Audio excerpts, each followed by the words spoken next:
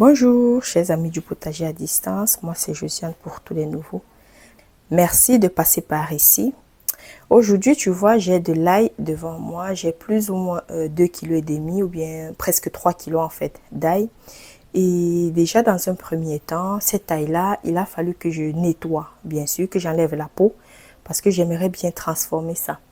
En fait, les peaux que j'ai retirées, regarde-moi ça. Il y a quand même énormément de peaux. Pour 2,5 kg, il y en a quand même beaucoup. Et pour retirer facilement la peau de l'ail, je vous conseille vivement de faire tremper la gousse d'ail pendant quelques heures et après, ça devient beaucoup plus facile de retirer. Mais est-ce qu'on est obligé de retirer la peau de l'ail? Moi, la réponse que je donne, c'est non. En fait, si tu as l'ail qui vient de ton potager, pourquoi est-ce que tu vas retirer la peau? Pourquoi? Donc, ça n'a aucune raison. Par contre, l'ail que j'achète en magasin, surtout si ce n'est pas bio, je retire la peau juste pour essayer de diminuer un peu la quantité de pesticides qui peut être ingérée, quoi. Donc, et cette taille-ci, je vais tout simplement rendre ça en poudre. Donc, je vais devoir déshydrater afin de faire de la poudre d'ail en fait. Lorsque je vais obtenir la poudre, ça ne sera pas pour moi du tout parce que moi, j'ai déjà l'ail dans mes placards. Et ici, tu as un exemple de mon bocal d'ail que j'ai eu à réaliser il y a quelques semaines déjà. Et cette ail-ci, vu que ça venait de mon potager, je n'ai pas, j'ai pas retiré de peau. Donc tu vois que j'ai un peu l'ail qui est jaunâtre, plus ou moins, avec des peaux. Je ne sais pas si on va bien voir, tu vois. Il y a quand même des petites peaux que tu réussis à voir là-dedans. Donc, vu que ça ne vient pas de mon potager, j'ai choisi de retirer les peaux pour une question de pesticides, quoi. Et comme ce n'est pas bio. Bon, pour pouvoir mixer ça, tu as plusieurs façons qui peuvent être intéressantes. Déjà, moi, je déconseille d'utiliser un mixeur pour rendre ça, pour transformer en poudre, non pas en poudre, mais pour faire de la pâte. Je déconseille de faire de la pâte directement avec de l'ail frais pour déshydrater. Par contre, ce que je peux te proposer, c'est d'utiliser ça tout simplement, mais tu peux utiliser ça pour, ça c'est un hachoir manuel pour pouvoir rapidement hacher si tu veux, ou bien, parce que le but c'est d'hacher en fait. Bien, tu peux utiliser tout simplement ceci qui sera beaucoup plus grand et qui pourra hacher assez rapidement toutes ces quantités-là. Bon, moi, vu que j'en ai énormément, je vais tout simplement ne pas utiliser ça, mais utiliser l'autre pour pouvoir hacher. Pourquoi est-ce que je déconseille de mixer, de rendre ça pâte? Parce que lors de la déshydratation, c'est toujours mieux d'avoir des grains en fait d'ail pour que ça sèche facilement. Parce que lorsque tu fais de la pâte, et il y a de l'air qui ne pourra pas circuler à l'intérieur de ta pâte. Enfin, pas que ça ne pourra pas, mais ça aura du mal, voilà, à circuler à l'intérieur de la pâte. Pourtant, si tu as plutôt quelque chose avec de petites dimensions, ça pourra facilement déshydrater. Donc là, je vais mixer et on se reprend pour la déshydratation. Bon, comme tu vois devant toi, j'ai les 6 plateaux du déshydrateur qui sont déjà préparés et j'ai mis tout l'ail que j'avais devant moi.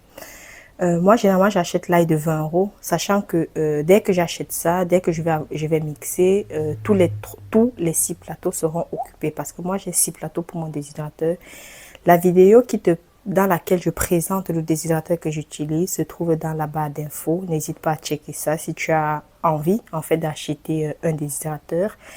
Et bon, vu qu'il fait très chaud, je crois qu'on a plus ou moins 30 à 35 degrés là dehors, je vais commencer la déshydratation avec le soleil et par la suite, je vais déshydrater au déshydrateur. Et les nuits, ça sera au déshydrateur et en journée, s'il y a le soleil, ça sera plutôt au soleil.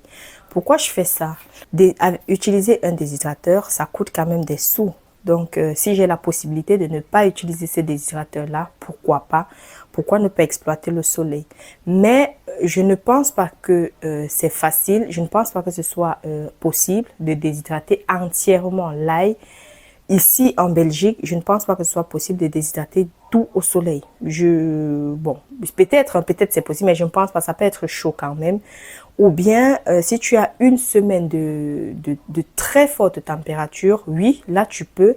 Mais vu que les températures en Belgique, demain par exemple, je sais déjà qu'il va pleuvoir, c'est impossible de ne faire la déshydratation qu'avec le soleil. C'est une des raisons pour laquelle j'ai acheté en fait mon déshydrateur. Bon, quand je te dis que je fais la déshydratation grâce au soleil, c'est parce que il y a des choses que je déshydrate seulement au soleil. Tu as une vidéo dans laquelle justement je déshydrate le thym, le romarin, le basilic et consort, tout simplement avec la chaleur avec le soleil. Ici, par contre, tu as le gombo que je suis effectivement en train de déshydrater grâce au soleil. Je n'ai pas mis ça au déshydrateur. Il suffisait tout simplement de prendre le gombo, de découper en tout petits bouts et là tu laisses ça moi je laisse sur un papier sulfurisé pour ne pas avoir à laver en fait le lèche-frite par la suite. Donc je laisse ça comme ça et je laisse ça dans la maison parce que dans la maison il fait déjà assez chaud.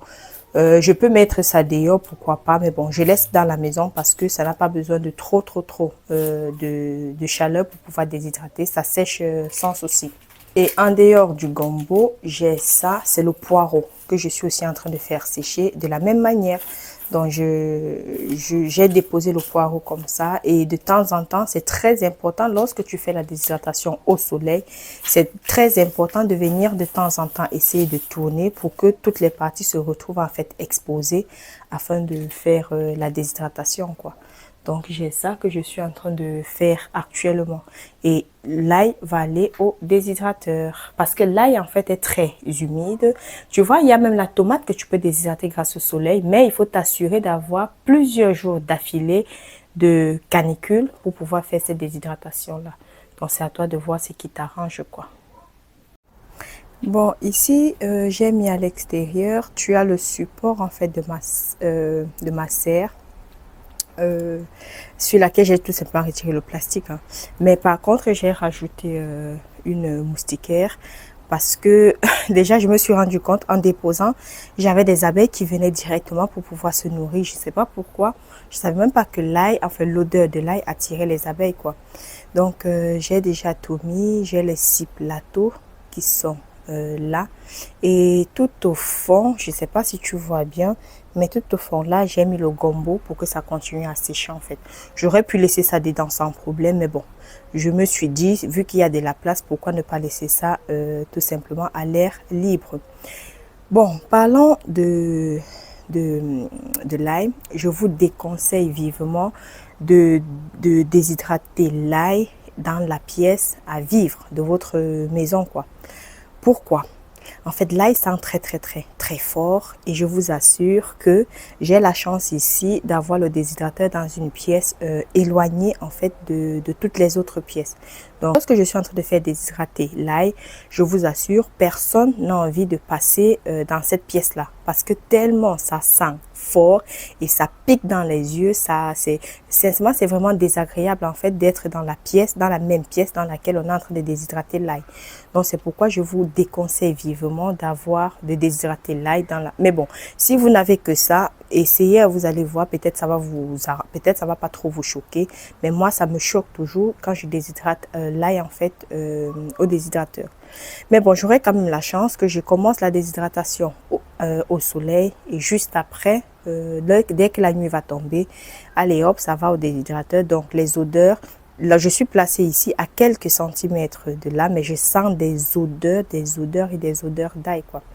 Allez, on se retrouve maintenant quand tout sera déshydraté. Pendant combien d'heures? Je ne sais pas du tout. Parce que moi, je déshydrate jusqu'à déshydratation complète, quoi. Donc, je ne sais pas combien d'heures au total je ferai. Allez, on se prend quand ça sera déjà prêt. Bon, je suis de retour avec l'ail que j'ai déshydraté pendant plusieurs jours. Pendant 2 nuits et 2 jours entiers, j'ai eu à faire la déshydratation complète de l'ail que tu vois devant toi. En fait, j'ai juste pris une partie parce que j'avais acheté l'ail en grande quantité. Si tu te souviens, c'était 20 € et j'ai pris juste une partie pour cette vidéo aussi parce que l'autre, je ne voulais pas remplir en fait ma table d'ail, quoi. Donc ici, j'ai l'ail que j'ai eu à déshydrater pendant Les nuits, je les mettais au déshydrateur pendant 8 heures de temps. Et le matin, je mettais directement au soleil pour toute la journée, quoi.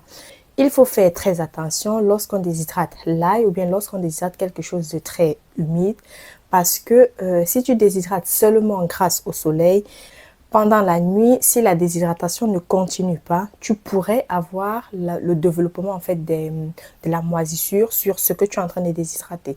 C'est pourquoi moi personnellement, j'adore mon déshydrateur parce que en journée, je vais exploiter le soleil et la nuit, je vais exploiter justement ce déshydrateur-là pour que à aucun moment la moisissure ne s'installe sur ce que je déshydrate. Bon, voilà. J'adore vraiment ce système-ci. Donc, j'ai déshydraté mon ail et tout est déjà parfait, tout est bien. C'est très bien. C'est bien sec. Hein. Je sais pas si tu entends. Non. Non, c'est pas cassant en fait, c'est pas cassant, mais ce n'est pas humide du tout, c'est pas humide. Et ça forme en fait des plaques que tu vois comme ça forme un peu des plaques comme ceci. Et c'est très beau quoi.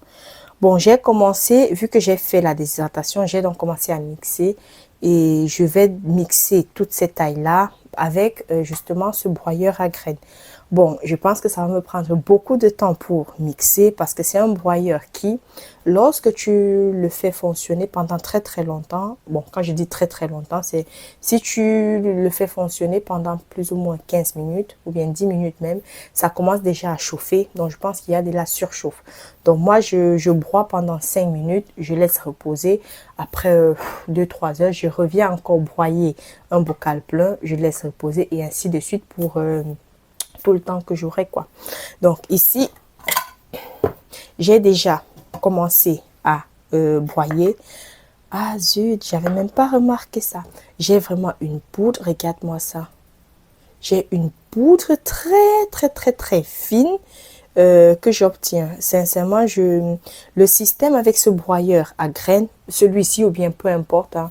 Bref, le fait de broyer en utilisant le broyeur à graines, c'est très pratique parce que avant que je n'achète ce broyeur, j'utilisais mon blender.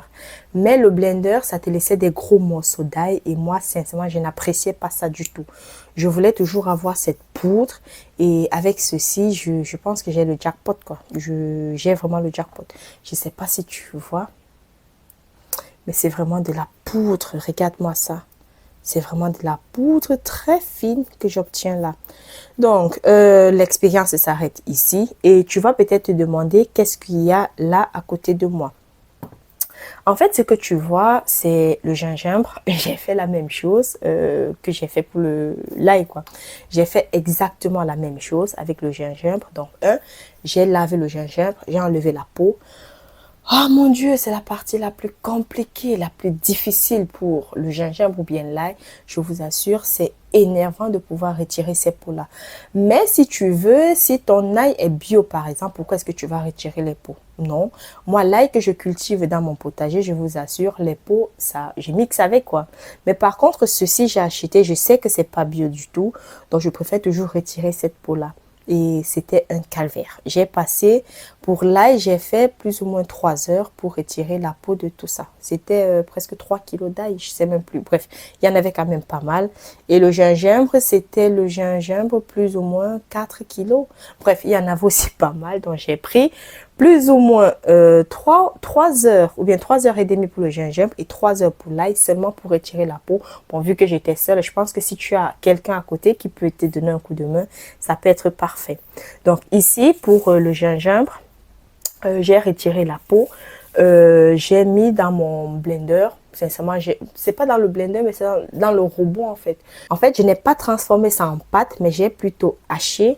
Et dès lors c'était bien haché, j'ai commencé aussi la déshydratation. Je pense que ça m'a aussi fait peut-être 3 nuits au déshydrateur et 2 jours au soleil. Je pense que c'était ça. Parce que bon, voilà, lorsque la température est déjà mauvaise, donc forcément, tu ne vas plus trop laisser les choses à déshydrater à l'extérieur. Je pense que le gingembre a eu ce problème-là. Donc, mais là, regarde-moi ça. C'est bien déshydraté. C'est vraiment... j'en ferai aussi une poudre comme ceci et je vais stocker ça dans quoi? Je vais mettre dans des bocaux en verre. Bon, déjà, c'est pas pour moi. Donc, je vais conseiller à la personne ou bien vu que dans ma maison, j'ai des bocaux partout. J'ai des bocaux en verre partout et c'est pas que ça m'encombre du tout parce que ça me sert énormément. Donc, je vais tout simplement mettre tout ceci dans des bocaux et je vais demander à la personne de stocker ça n'importe où quoi. Mais ce que je vais faire moi-même avant de remettre à la personne, après avoir mixé complètement, je vais prendre l'ail, je vais mettre ça au congélateur pendant 2-3 nuits et je vais aussi faire la même chose pour le gingembre. Pourquoi est-ce que je fais ça? En fait, moi, j'ai pris cette habitude-là. Hein. Dès lors où quelque chose en poudre doit être stocké, moi, je fais pareil. Je mets toujours au congélateur parce qu'on a tendance à avoir des petites larves qui vont se déposer, par exemple, sur ceci lors du séchage. Il y a des larves, il y a peut-être des insectes qui, par hasard, se sont déposés dessus, qui auraient pondu dessus. Bref. Microscopiquement parlant, tu imagines un peu la chose qui est en train de se passer. Donc, je me dis qu'il y aurait des larves, c'est-à-dire des futurs insectes ou bien des futurs mythes, tu vois, qui pourraient se développer sur tout ce qui sera alimentaire. Donc, c'est pourquoi, pour moi, la case congélateur est inévitable. Pour tout ce que je fais, que ce soit les semis que je dois conserver, que ce soit la farine que j'achète en vrac, peu importe ce que je fais, c'est d'abord la case congélateur. C'est pourquoi j'essaie toujours de libérer le congélateur afin d'avoir cette petite place-là disponible pour des choses que je dois tout simplement conserver. Donc, je disais que je vais donc mettre 2-3 jours au congèle. Je vais dans des bocaux et puis je vais donner à la personne concernée. Je pense que la personne sera très, très, très heureuse de recevoir ça. En fait, cette personne-là, elle a déjà reçu de moi du gingembre quoi, et de l'ail. Je lui avais donné et elle avait mangé. Elle était très surprise du goût de ce que je lui avais donné. Parce qu'après, elle m'avait appelé, elle me dit, mais attends, tu as pris l'ail où pour... Je dis, bah, j'ai acheté. Elle était vraiment surprise et je vous assure, elle a dit, plus jamais elle n'ira acheter l'ail dans les commerces pour pouvoir consommer et plus jamais elle n'achèterait le gingembre. C'est fini. Elle va maintenant passer la commande parce que je ne vends pas. Hein. Je sais pas un commerce que je fais, non, pas du tout. Elle va passer la commande chez moi pour que chaque fois je puisse lui faire de l'ail et du gingembre. Et ça, je suis très contente d'avoir convaincu en fait quelqu'un de passer le cap du fait maison, tu vois. Parce que bon, voilà, moi, je milite dans ma petite maison, dans cette petite vidéo YouTube, ou bien sur cette petite chaîne YouTube. Je veux bien pousser les gens à essayer de faire par eux-mêmes. Je comprends bien, il y a le manque de temps parce que bon voilà, il y a les enfants, il y a ci, il y a ça, il y a tellement de choses à faire. Ça, je suis entièrement d'accord avec vous. Mais le peu qu'on peut faire soi-même, dites-vous toujours que on gagne toujours en le faisant soi-même. Donc, je pense que j'aurais tout dit pour cette vidéo aussi. Si le contenu de ma chaîne t'intéresse, parce que ici, en fait, c'est le potager à distance. On sème, on récolte et on transforme ces récoltes-là. Mais si les récoltes sont mauvaises, je ne me prive pas. Je vais au marché, je fais des courses et je viens tout simplement transformer dans la saison. Donc, si tu es resté jusqu'à la fin, n'hésite surtout pas à me soutenir en mettant un pouce vers le haut ou bien vers le bas. Il n'y a pas de souci, tu fais comme tu veux. Merci d'être resté jusqu'à la fin. On se dit dans une prochaine vidéo et je te dis au revoir. Merci. Ciao.